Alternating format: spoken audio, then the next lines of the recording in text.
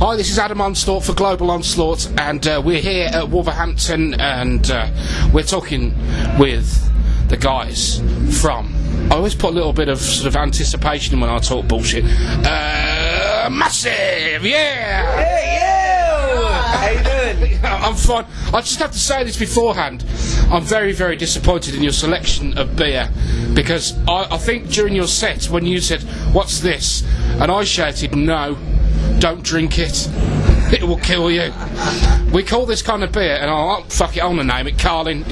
We call it disco piss, because you can drink 10 pints of it and you can still dance. Yeah, right. It's great stuff, it really is. So you're on day 3 now of, well, I'm not going to try and use a pun, on a massive tour, because it is a massive tour. I'm just looking at the list here.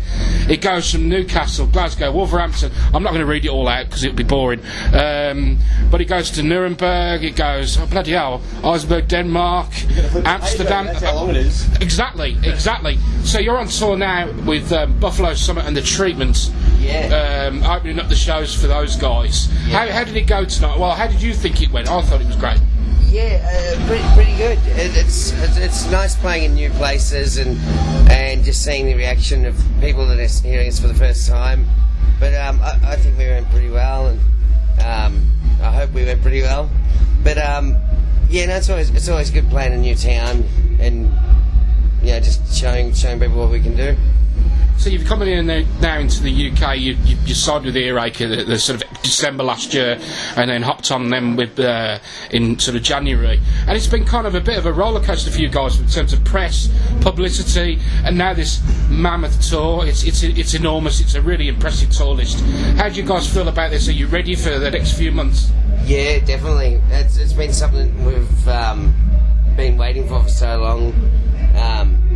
Because there's talk about us coming earlier, but it wasn't until now that everything fell into place. But definitely ready and hoping to do more here in the future. Exactly. I mean, the album's been very well received so far over in the UK here. But how was it when you released it back home in Australia? Did the fans embrace it as much as we are now? They did, but it's on a much smaller scale because we just haven't got the population. But it was received really well, and I suppose we'd only been a band that was playing gigs for a year before we put the album out. Not even a year, actually, about 6 months. So it was we sort of burst on the scene and came out of nowhere, and people seemed to love it from the word go. So that was awesome. And I was speaking a few months ago with the guys from Airborne, and they were saying that back home the music scene is really, really good. And I've heard other stories to suggest the opposite. What's your view of the music scene back in Australia? I think the scene itself, like the quality of bands, is great. The audience is, it's hard to pull big crowds in Australia because rock and roll it's a minority compared to sort of pop music or whatever else gets on the radio. There's not a lot of hard rock bands getting airplay, so that makes it tough. But I think it'll never go away.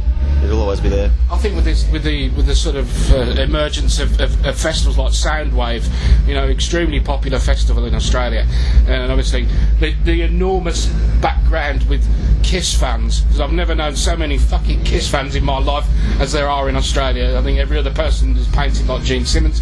That's the view that we see. But you've got your opportunity now to come over to Europe, and how does that feel to you? I mean, like 2 years ago, you guys weren't really around at all, and now you're here.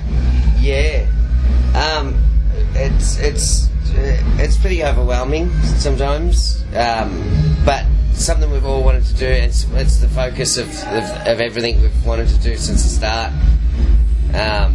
When Brad and Jared approached me, they said, "Man, they're like, we don't want to be in a band that just plays in Melbourne. We want to do it properly." And Brad's whole thing was, he goes, "I just want to go overseas and play." And so it was something we always wanted to do. We didn't realise it would happen probably so quick, in a sense, even though it seems like it's taken so long to get here. But realistically, we're only 2.5 years old as a band, so yeah, that's incredible. There's a lot to be said for bands like yourselves that kind of come from nothing and then suddenly get sort of catapulted when somebody kind of sort of picks you up. Going back to the album Full Throttle, how did that come together? Where did you record it? We've recorded at a place called Light Hill Studios in Melbourne, or just out of Melbourne, in a country town. And where did you record it? Fucking hell. I'll tell you what, for a guy who's drinking Carling, his memory's fucking shot to shit. We could start out. I'm going to keep that in the edit, by the way. Yeah. But you know, it'll be typed, so you can just chop that shit out. Absolutely not. No, this is going on YouTube. Where was the album recorded? Was the question I asked. Just about an hour out of Melbourne, in a country town, at a studio called Light Hill Studios, and that's where all the good rock bands from Melbourne record. There's a guy named Ricky Ray, who is a pretty well-known guy in Melbourne and in Australia.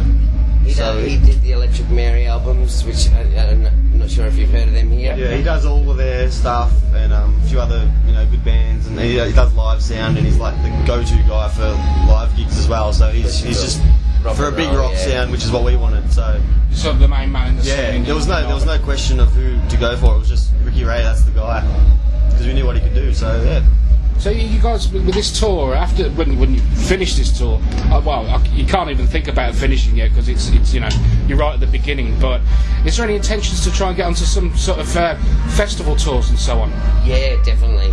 Yeah. We were hoping to get on some for this tour, but yeah, it just didn't work out with timing and stuff. But I think there's talk of some festivals next year, hopefully. So definitely something in the cards.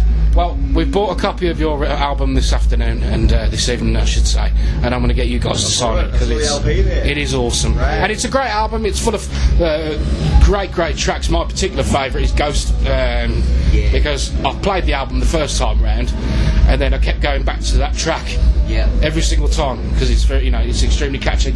And I implore everybody that's listening here to go out and buy a copy of the album, and which is Full Throttle, and you can go to the official website. It's www.massiveoz.com, and of course you can find them on Facebook and Twitter as well. Make sure you do get yourself a copy of the album, because to be quite honest with you, your life will be a whole lot better with it. Thank you very much, guys, for joining us. Rock and roll. Cheers. Thank you. Enjoy your beers.